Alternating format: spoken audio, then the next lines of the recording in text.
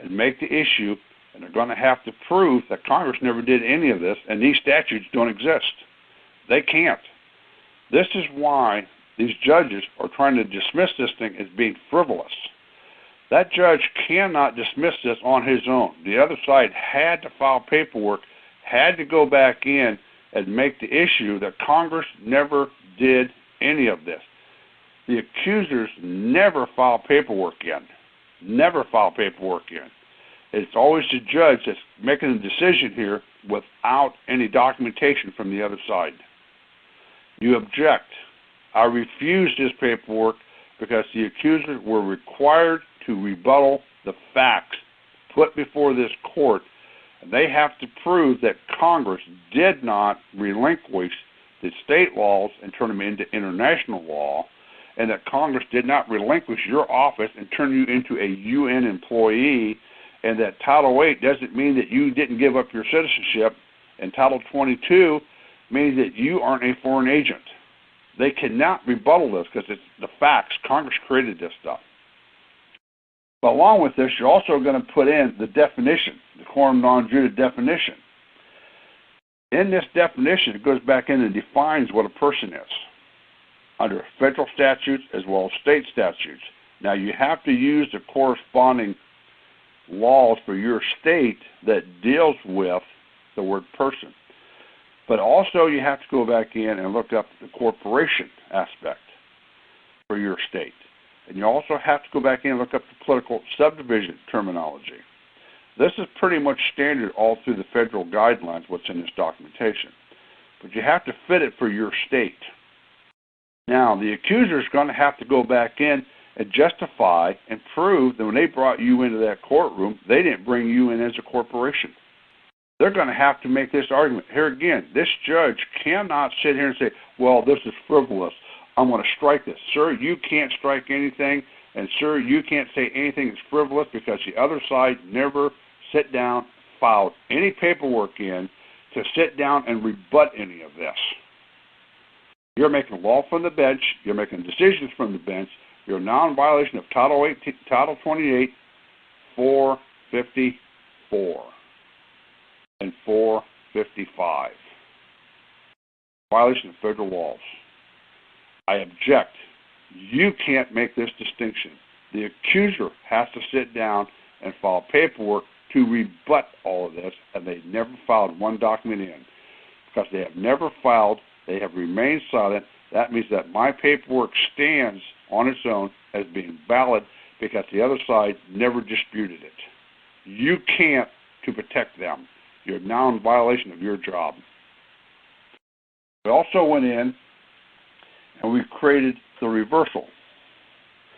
This way you go back in and you now can go back in and file this in and have that decision reversed. To give that judge the opportunity to get his head out of his butt, to do his job right. We also have the defaults, 1 and 2. We also have it to where it has to go to the clerk of court under Rule 55. A judge cannot make determination on default. It has to go back into the clerk of courts. The clerk of courts is the only one that can set defaults up, not the judge. We're giving this judge way too much abilities here and too much maneuvering room. We need to put him on a short leash. How we sit down and how we deal with him. It's up to you, the people. How far do you want to push this thing? Because like I said, there's only two things that you have to do in this courtroom. Stay on point, stay on jurisdiction. Now, whenever you're running the Coram Nobis or the Coram non judice, you cannot file any motions into the court. You can't file anything in that's going to give the court jurisdiction to make a decision. The Coram Nobis and the Coram non judice plainly tells that judge he has no jurisdiction. The only thing that he can do is dismiss the case for lack of subject matter and jurisdiction. That's all he can do. That's all the room that you're leaving him. You're not allowing him to come back in and do any frivolous. You're not allowing him any other room to come back in and make any other decision other than to dismiss this for lack of jurisdiction. The moment you file a motion for oath of office, or you go file a motion to ask all these other questions, you're now giving the court jurisdiction to answer you instead of dismissing your case. Don't go in and start asking questions. The biggest problems that we have with running this paperwork is, number one, the people don't understand the paperwork. That's why we're making this recording. Don't understand what Coram Nobis is. You don't understand what this whole paperwork does.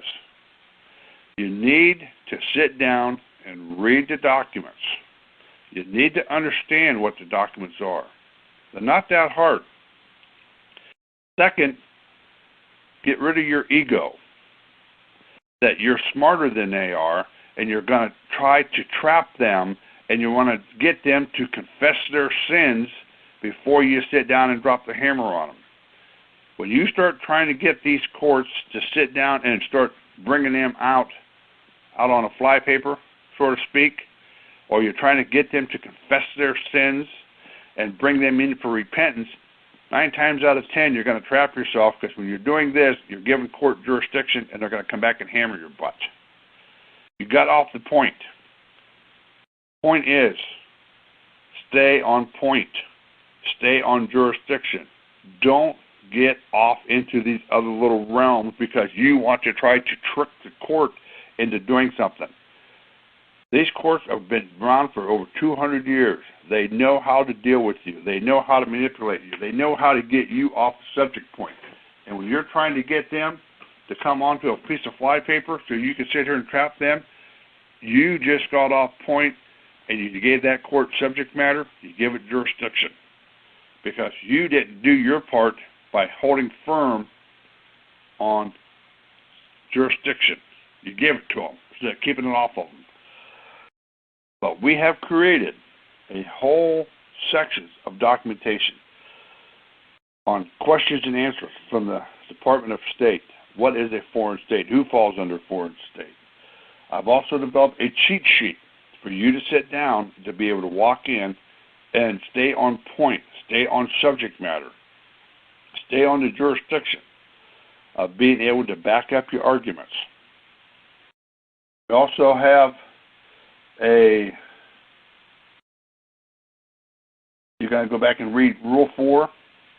I gave you a step-for-step procedure under foreign sovereign immunity. How to file this paperwork in. When to file it in. This thing isn't this hard. People, we are normally our own worst enemy in these courtrooms. We do more harm to ourselves than they do to us. All they do is see that weakness and they feed it, and we keep hammering ourselves on this stuff. It is up to us to sit down and start taking these courts back. And we're trying to do this through peaceful means. We're trying to do this through paperwork. We're giving these people an opportunity to correct the record, to get their head out of their butt on what they're doing. It's up to us on how we sit down and run this paperwork. Paperwork is some of the best paperwork out. You've got all the evidence to back this thing up. You have the congressional records. You've got the rules. You've got the regulations. You've got the statutes. All you're doing is defending the truth in this courtroom. Let the other side rebuttal what Congress did. They can't. That's the whole issue here. That's what this whole foundation is on. It's all based on the truth, all based on facts, all based on documentation.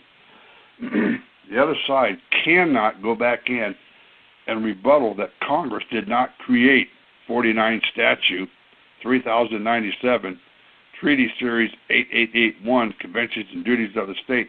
The other side can't rebuttal this. It's in the history books. It's in Library of Congress.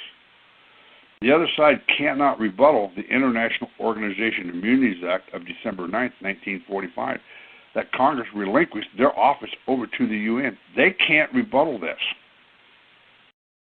The other side cannot rebuttal Title 8, 1481 of them giving up their citizenship. People, you are walking into this courtroom with the facts, the truth in your hands. All you have to do is defend the facts and defend the truth. Stay on point. These are the facts.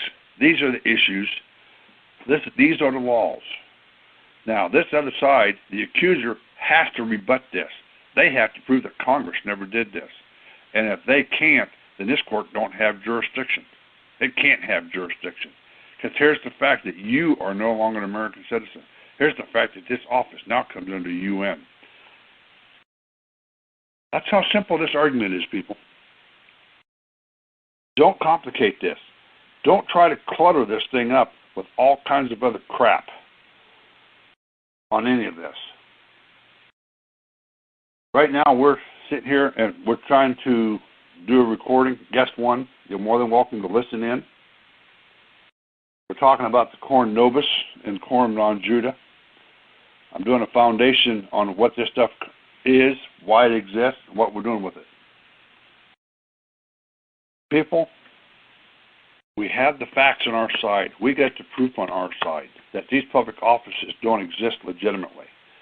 We have the proof that Congress relinquished all this stuff over to the UN. We have the proof that Congress relinquished all these state statutes to international law. We have the proof that these people don't hold public office.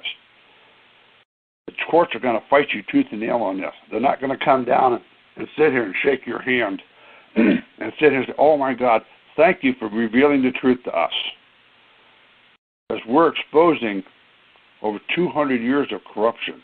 We're going back in and we're exposing the amount of federal funding fraud. We're exposing the fact that they stole your home based on fraud. They stole your children based on fraud. This is not going to go down easy with these people. And if you think it is for 1 minute, you better think real hard about this, because it isn't going to go down easy. These people are being caught in a lie. They're being caught in a scam. Now, we're trying to do other paperwork of bringing in the IRS into this. IRS is going to be one of our best friends.